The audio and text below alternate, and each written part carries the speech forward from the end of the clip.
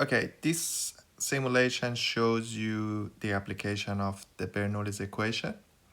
So at the moment, you can see that the flow rate is set on 5,000 liter per second.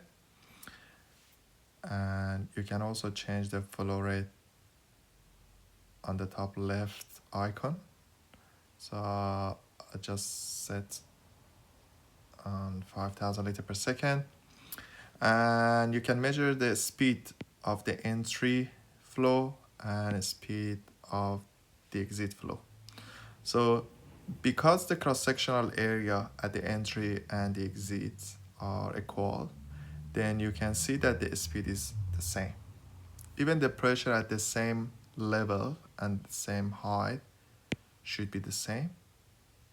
So roughly 121, 303 kPa.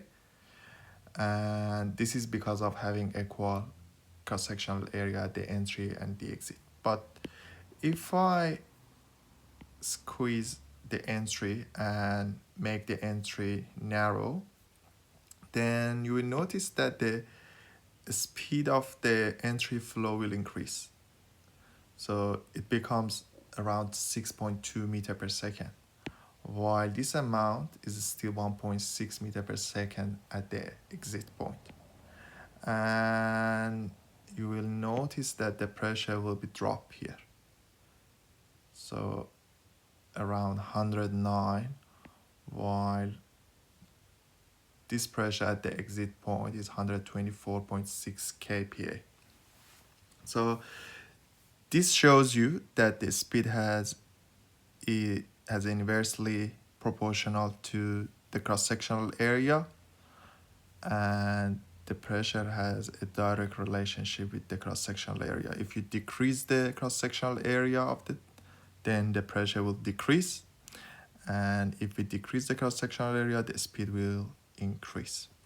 So there are some other options in this simulation that you can change the unit from the metric to English. So you see that the speed is given in the unit of feet per second and PSI for the pressure. And also you can just add the friction and the flux meters, which I think it's not applicable now for our purposes.